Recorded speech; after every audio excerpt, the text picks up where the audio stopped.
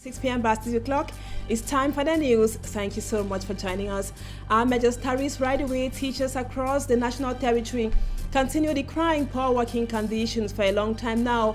The teachers have been giving in just the barest minimum until their plights or demands are met, with their slogan "On a trop supporté OTS" or "On a trop attendu OTA." In the Adamawa region, the governor has sent some teachers on a somehow punitive transfer. We will be telling you more in this edition of the news. And also, insecurity continues in some parts of the littoral region. Some armed men have fallen into the dragnet of security forces in Bonaberry, here in Douala. Viewers, those are our major stories.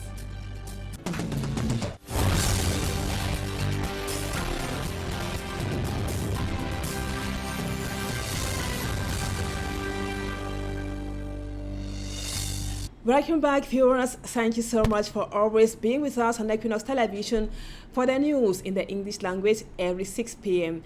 And to begin with the plight of teachers across Cameroon, we take you first to the far north region, where the staff of Amchili Inclusive Primary School in Mura is a locality in the far north region of Cameroon that imploring government and benefactors to grant the establishment of more teachers' classrooms and also didactic materials to effectively impact knowledge to or on over 1,600 pupils, with at least half of the number receiving lessons seated on the floor, a size increased by internally displaced persons victims of Boko Haram hostility in the North region. Let's now have more with Innocent Aze. Charlie Inclusive Primary School in Mora, Mayo Sava division of the far north region. A beautiful school compound and structures from an aerial view. But in one of the classrooms accommodating 340 pupils, almost half of this number learn seated on the floor due to limited benches. Madame Marie-Therese Chiang is happy, noting the situation is better than before, when pupils were sitting on stones, trees, and all the like, exposed to heat and rain. Madame Fadi Mahamad, teaching the 340 pupils squeezed in this classroom, says it is more of a fool's errand, but keeps thriving to mold these future leaders. The school has just 9 teachers to impart knowledge to the 1,630 pupils registered this academic year. A number never recorded in this school. Whenever there is a Boko Haram attack, they flee hostilities to settle and school here in Amchali.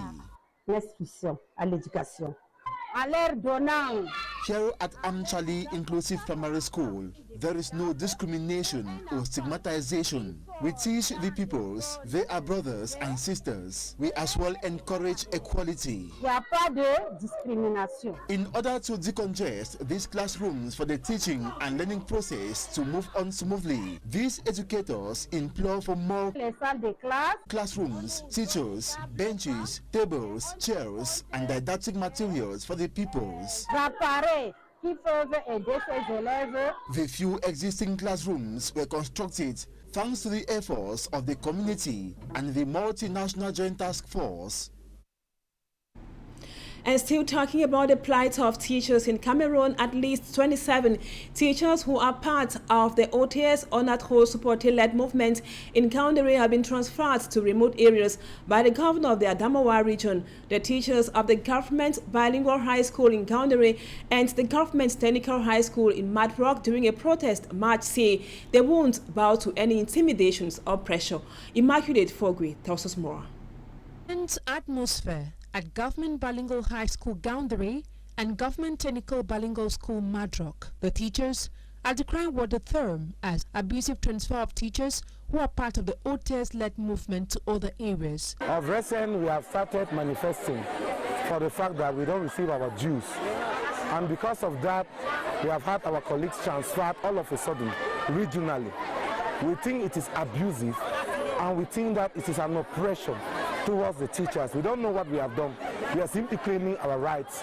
So we feel that this decision that has been made should be completely annulled and suspended. The teachers say they are not going to bow to the intimidations and are urging the government to implement the recommendations made by the head of state with regards to their revendications. There is no way like transferring people for no good reason. Otherwise, they should simply transfer the entire staff. We are ready to teach no matter where we are sent to. But we feel like the transfer should not be as a sort of punishment towards a teacher.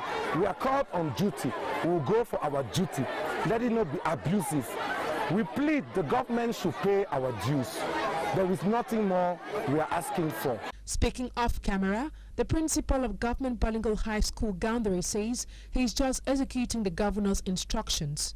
A total of 27 teachers have been transferred to other schools. Hopefully the plight of teachers be addressed or redressed soonest.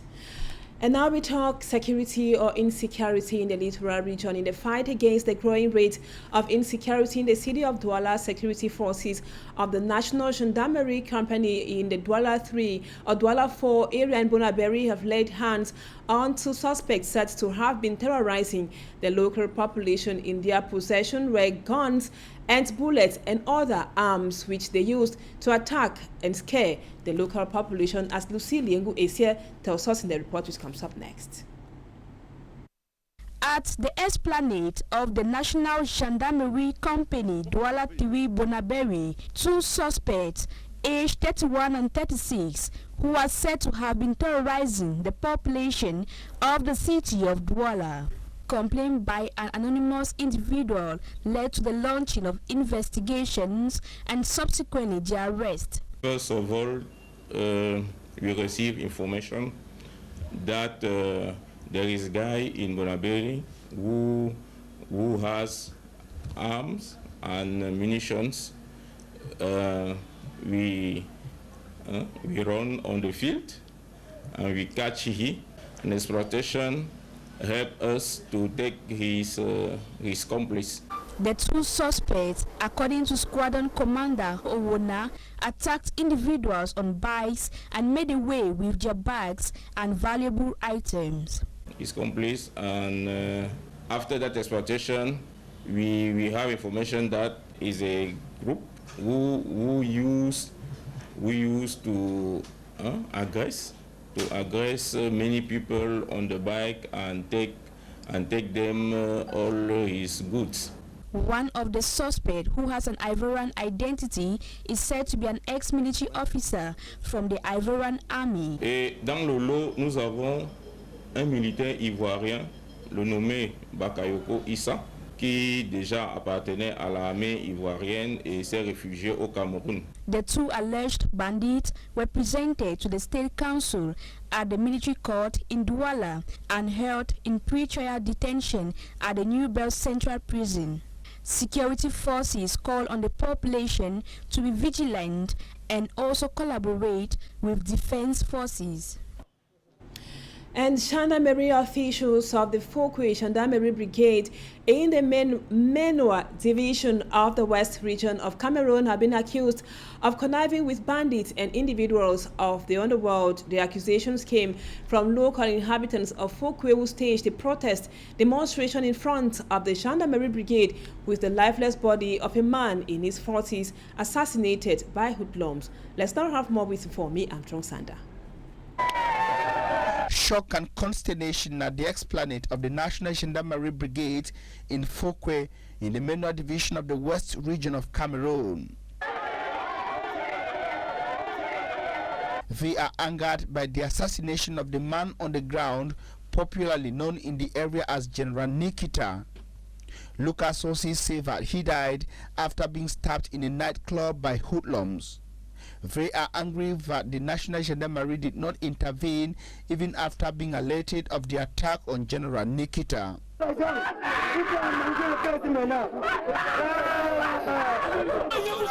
The Lucas have resolved to abandon his lifeless body to the National Gendarmerie. Beside General Nikita, another local inhabitant got severely wounded and was rushed to the hospital. The Lucas accused officials of the Fokwe Gendarmerie Brigade of sympathizing and conniving with the individuals of the underworld. They say all complaints against these criminals have fallen on deaf ears at the level of the Fokwe Gendarmerie Brigade.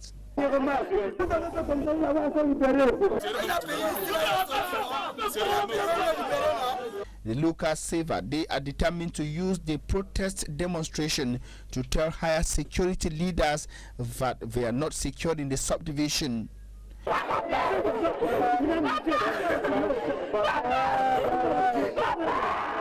The angry Lucas only finally accepted to take away his lifeless body for burial after an agreement with the Gendarmerie commander for Chang and the divisional officer for Fokwe subdivision.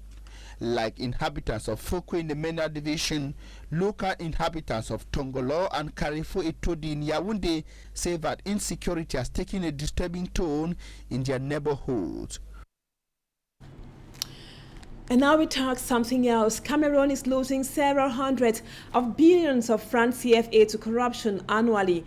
Corruption crusader barrister Keremu says he will stop at nothing, no threats in the fight against this ill, seriously hampering the growth of Cameroon and also the well-being of the local population. He was speaking particularly of the Glencore corruption scandal in the program La Vérité en Face on Equinoxe television. A multi-billion francs CFA corruption scandal involving two Cameroonian state companies, the National Oil Refinery Sonara and the National Hydrocarbons Corporation, but given little or no attention within the ranks of the administration. The Americans said that it is the biggest corruption scandal on traders in this century, or the century before. The English judges say Glencore had put in their culture, a culture of corruption. But Glencore is in Douala, Glencore Explorations, doing business, going to meetings, buying our oil. How can we permit a guy who was admitted to be a thief and a scoundrel to do business here? The corruption fighter is determined to get to the root of the scandal. He wants to uproot lawlessness and illegality. That's why it's known as impunity. I mean, I know that the State Council Procureur de la République of Yaoundé has sent my complaint. They didn't start investigation. He sent my complaint to the police judiciaire in Yaoundé. I will go as long as it takes. As we sit here, I've received anonymous calls. I've been threatened. People have been told me to be careful. I'm working on many fronts. I will get the names. In his findings, Barrister Kerimuna obtained statistics from the Extractive Industries Transparency Initiative, AT, showing that between 2017 and 2020, Glencore bought fuel in Cameroon at 30%, 25%, 10% and 8% below the price on the world market. To him, the only way to kill the cankerworm of corruption in Cameroon is a robust fight to recover over 316 billion francs CFA lost to corruption annually in Cameroon. And now, viewers, we take you out of our national frontiers. First to neighboring Nigeria. Nigeria's two main trade unions have suspended their call for a nationwide strike action after the government announced measures to compensate for the rising cost of living in that country. And in Niger, Niamey is in a 3-day mourning after the death of 29 soldiers in a jihadist attack. Let's now have our foreign page roundup with Cedric Chakutiu. In Kenya, a circular issued by Head of Public Service Felix Koske announcing restrictions on delegations accompanying high-ranking officials, the President, the Deputy President, First Lady and Prime Cabinet Secretary during foreign trips. Foreign travel will now only be permitted for engagements that are essential to fulfill Kenya's state obligations, conduct critical state party, or serve statutory leadership or membership roles that impact the country's position. Over to Niger, the attack combining the use of improvised explosive devices and kamikaze vehicles by more than 100,000 terrorists targeted a detachment of security forces in Tabla near the border with Mali. This attack caused the death of 29 soldiers who fell as heroes. And on this occasion, a 3-day national mourning was declared. Early on Monday afternoon, the Algerian Minister of Foreign Affairs indicated that he had received from Niamey acceptance of Algerian mediation aimed at promoting a political solution to the crisis in Niger. And in Nigeria, the unlimited strike that was to start today was suspended. This is due to the discussion resulting to an agreement between the government and the two unions, which are the Nigerian Labour Congress and the Trade Union Congress. The NLC and the TUC accept to suspend for 30 days the planned indefinite nationwide strike scheduled to begin Tuesday, the 3rd of October 2023 and 15. This memorandum shall be filed with the relevant court of competent jurisdiction within 1 week as consent judgment by the federal government. Early on Sunday, Nigerian President Bola Ahmed Tinubu had announced a temporary increase in the minimum wage for the lowest paid workers and cheaper public transport to offset the impact of his recent economic reforms.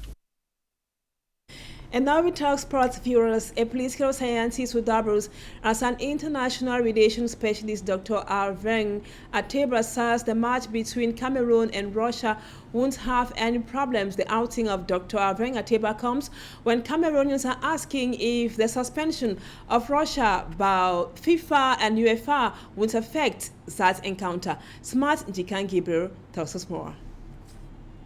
February 2022 that the national team of Russia was suspended by FIFA and UEFA from participating in tournaments they organized because of Russia's invasion of Ukraine.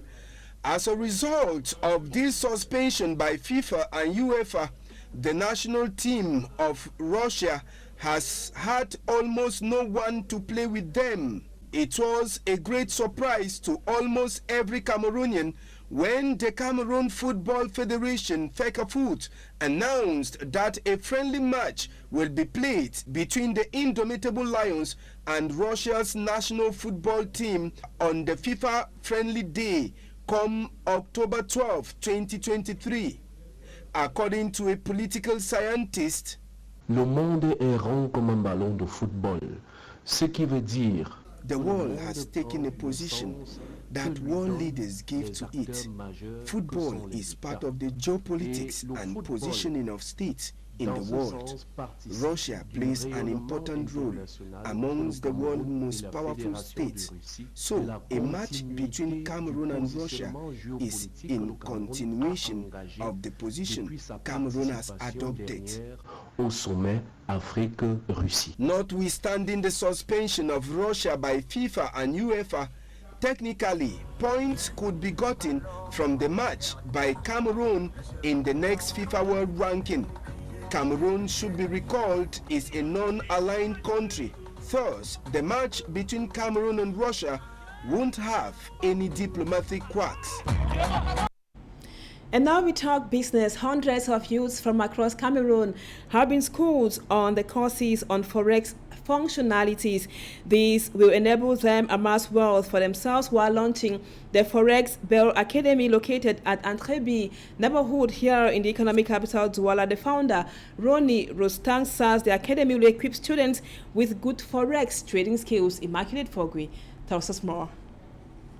In the realm of cryptocurrency and forex trading in Cameroon, the name Bell Forex is resonating like a force to reckon with.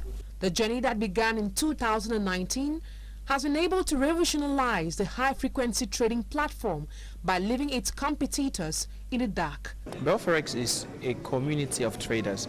That means a group of young Cameroonians who are interested in digital economy, especially in the field of foreign exchange, currency exchange.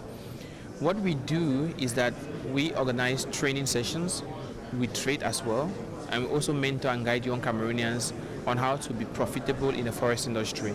So Bell Forex is a group of forex traders willing to improve and make profitable the forex industry in Cameroon. The conditions to become a trader, you don't necessarily need any significant condition. What you need is a smartphone, a computer, and quality education like the one we offer. Driven by his passion for innovation, the founder, Gayab Changwe Ronnie Rustan, has decided to open a new office known as the Bell Forex Academy located in the Entre B Dogbasi neighborhood in Douala. His aim is to help newcomers to detect arbitrage opportunities that leave traditional human traders in awe. The new office we're launching have about 5 assistants on board with 20 trading spaces, well equipped with computer and everything right for trading.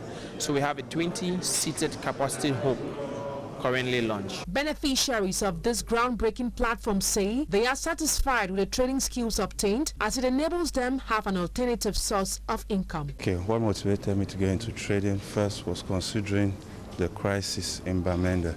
You know, sometimes you have to go for some weeks, some days, some months home without any activity.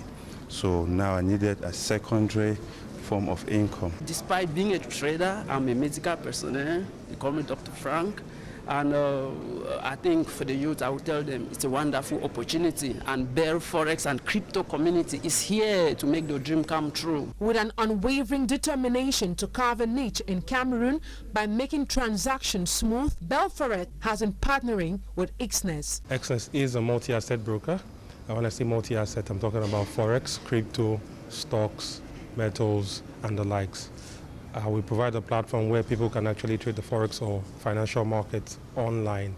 And you can actually make use of the mobile money to actually fund your account and actually trade. Bell Forex is a way out of unemployment. So, learn the right and profitable Forex trading skills with Bell Forex Academy. For more information, contact the number 676-244-804. That message from our partners brings us to the end of the first part of the news. Viewers, thank you for always being there, but don't go away. Talking Point comes up next.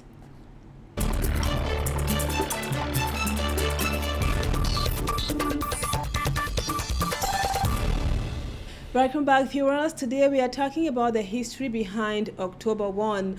History tells us that October 1 was the day, 1961 to be more precise, was the day that the British Southern Cameroons gained their independence by joining the Republic of Cameroon, and on October 1 has been transformed basically into a day of manifestation by a faction of Anglophones, especially those in the Northwest and the Southwest regions. Our guest tonight is an erudite professor and author and a historian. Professor, bonsoir, bro. Professor, bonsoir. Bonsoir, bro. On Talking Point tonight. Now, can you tell us the historicity behind October 1, 1961? Thank you very much. I think your question is very timely because every year in the month of September, coming up to 1st October, there's always been some agitations in Cameroon, more precisely in the Northwest and Southwest, since the abrogation of the federal system in 1972. With regard to 1st October 1961 was the date British Southern Cameroons achieved independence by joining the Republic of Cameroon. I will emphasize by joining the Republic of Cameroon. And this was based on the plebiscite options. Do you want to achieve independence by joining Nigeria, or do you want to achieve independence by joining the Republic of Cameroon? Which in effect means that if Southern Cameroonians, the eligible voters, had said no, then they would not have achieved independence by joining the Republic of Cameroon. Furthermore, if they did not want the options, then they would not have achieved independence on the 1st of October, and they would not have achieved independence the way they achieved it. So 1st October 1961 is very, very important because there were two options: achieving independence by joining Nigeria or achieving independence by joining the Republic of Cameroon. But now, Professor, there is a third option which seems not to be mentioned or talked about. Can you, as a historian, tell us more about that famous third option? it's important to emphasize that the third option, independence as a separate political entity, was not, I repeat, was not as popular as people wanted or as people tried to say it. That option did not have any support, any major support from any major political party in British Southern Cameroons. The only political party that put it as its platform was the Cameroon United People, KKUP, of PM Calais. That political party was created in February 1959, and it came out for independence as a separate state, but it did not have any popular support. And to show that it did not have any popular support, when it called for protests in 1960 against the rejection of the third option, the protests did not materialize. So on the 11th of February 1961, eligible Southern Cameroons voters went and voted in support of Southern Cameroons achieving independence by uniting with the Republic of Cameroon. The issue of achieving independence by reuniting with the Republic of Cameroon was popular at the time. The citizens of the Republic of Cameroon, most of them, supported and even financed the KNDP party. And because it was also the policy of the UPC, achieve immediate independence and immediate reunification. So at that time, reunification won, and on the 1st of October 1961, British Southern Cameroons achieved independence. And now, Professor, can you tell us the role which was played by the UN, the United Nations, and other international bodies in the reunification process? We made very clear between the period or the day of the plebiscite to 1st October 1961, the United Nations, through United Nations Resolution 1608, had outlined measures or steps which the United Kingdom, the Republic of Cameroon, and Southern Cameroons should take to ensure that Southern Cameroons achieve independence on the 1st of October 1961. Consequently, and tripartite conferences or meetings were held in accordance with UN Resolution 1608. You had a tripartite meeting in Boya, Britain, Republic of Cameroon, and Southern Cameroons represented in May and again in June. And of course, you had the Yaoundé and tripartite talks of August 1961, which finally sealed the method of transfer of sovereignty. And this was clearly stated at the Yaoundé tripartite talks and agreed to by the United Kingdom, Southern Cameroons, and the Republic of Cameroon, that this will be done through an exchange of notes. So those who don't know, they keep on trying to deceive Cameroonians, and more especially Anglophones, that there was supposed to be a union treaty. It's false. There was not supposed to be a union treaty. Professor, most Anglophones always feel like history was thwarted and should be rewritten. Well, we are surely going to come back to the responses you gave us, or you have to give us in relation to the preoccupations of Anglophones on October, concerning October 1, 1961. That would be in subsequent interviews. Professor, thank you so much for accepting to be our guest on Talking Point tonight. And viewers, we thank you so much for always being there. Don't go away as usual. Our programs continue. The news in the French language comes up at 8 p.m. and Equinoxe Soir at 7 p.m. Stay with us on Equinoxe Television. Bye-bye for now and see you tomorrow, God willing.